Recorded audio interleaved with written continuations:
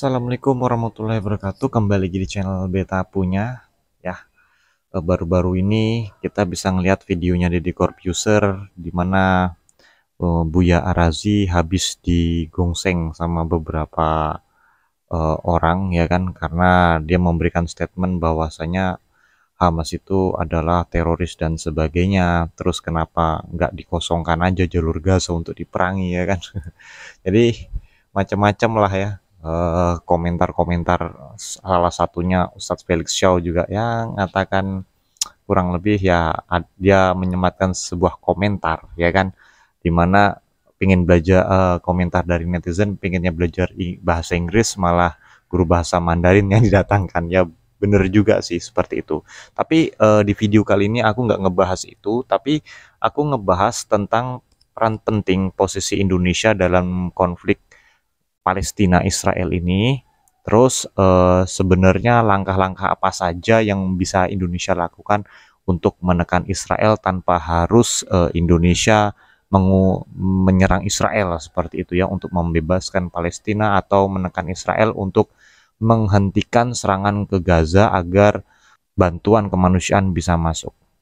Oke, kita langsung saja. Di tahun 1961 atau kurang lebih sekitar 11 atau 12 tahun pasca konferensi meja bundar, yang dimana Belanda itu mengakui kedaulatan Indonesia.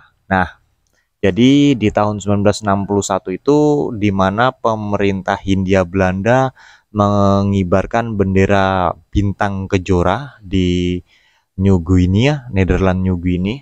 Jadi di saat itu Belanda membentuk negara boneka Papua, dan 16 hari atau beberapa belas hari setelah itu Presiden Soekarno langsung menyatakan trikora di kota Yogyakarta. Nah, di sini ada hal yang menarik ya dalam sejarah Indonesia itu sendiri.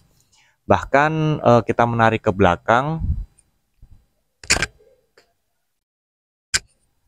ketika Indonesia merdeka itu kita juga mendapatkan ucapan selamat dari orang-orang Israel ya, dimana pada saat itu Presiden Soekarno juga mengacuhkan, nggak peduli, tapi dibalas sama Bung Hatta atau Wakil Presiden Muhammad Hatta dengan jawaban terima kasih. Dan hingga saat ini pun Indonesia tidak pernah mengakui adanya negara Israel. Nah, semenjak itu Israel sangat ingin menjalin hubungan diplomasi dengan Indonesia, karena Indonesia adalah salah satu atau satu-satunya negara dengan populasi muslim terbesar di dunia non-Arab. Jadi legitimasi bagi Israel itu sangat penting untuk diakui seperti itu. Nah, di sini saya mau melihat peran Indonesia. Jadi Israel itu sangat butuh banget akan Indonesia, tapi Indonesia tidak butuh banget Israel seperti itu, karena Indonesia dengan segala sumber daya alamnya, populasi manusianya itu sangat dibutuhkan oleh Israel. Kenapa seperti itu? Karena Israel sangat membutuhkan apa yang ada di Indonesia, sementara Indonesia tidak terlalu membutuhkan apa yang dimiliki oleh Israel. Lalu peran selanjutnya seperti apa? Jadi begini teman-teman, ketika konferensi meja bundar, kita kembali ke konferensi meja bundar, di situ Belanda ditekan oleh Amerika untuk mengakui kedaulatan Indonesia. Dalam salah satu poin di konferensi meja bundar, salah satunya di situ adalah pembahasan tentang wilayah Nederland New Guinea atau wilayah Papua itu akan diselesaikan 1 atau 2 tahun kemudian. Akan tetapi Belanda ini mirip dengan Israel, yaitu dia tidak memenuhi janjinya, akan tetapi dia malah mengulur-ngulur waktunya hingga memancing amarah Presiden Soekarno untuk menggelorakan trikora.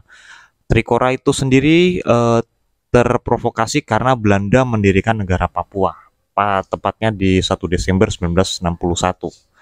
Akhirnya pecah konfrontasi antara Indonesia dengan Belanda di Papua, hingga akhirnya Indonesia harus mendatangkan alat-alat militer dari Uni Soviet untuk persiapan operasi Mandala di Papua.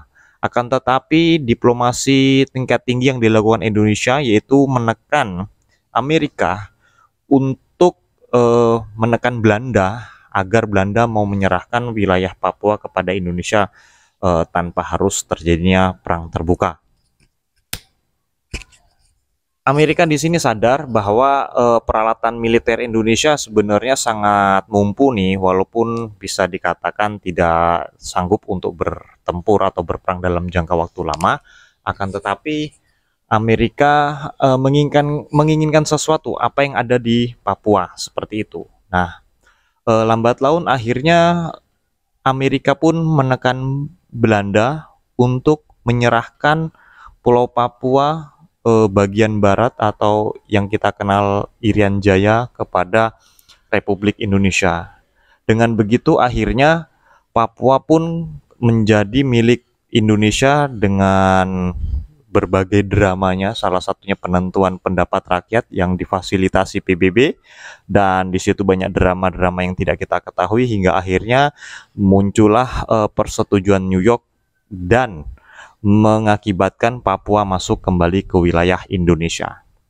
Dari kasus ini kita bisa mengambil sebuah kesimpulan bahwa Indonesia memiliki peran penting dalam menekan Amerika untuk memenuhi keinginan Indonesia. Dari belajar sejarah itu kita bisa menggunakan Amerika, yang dimana Freeport saat ini itu adalah kepemilikannya milik Amerika. Dan walaupun perusahaan itu 51% atau 50%-nya itu sahamnya milik pemerintah Indonesia, akan tetapi kita bisa punya bargaining position sebenarnya untuk menekan Amerika, yang dimana kita bisa menekan Amerika agar Amerika mampu menekan Israel, agar Israel mau melakukan gencatan senjata seperti itu. Hingga saat ini Israel hanya mampu melakukan pemboman dari udara, dari jarak jauh, akan tetapi jika perang terbuka di darat, tentara Israel banyak yang berguguran.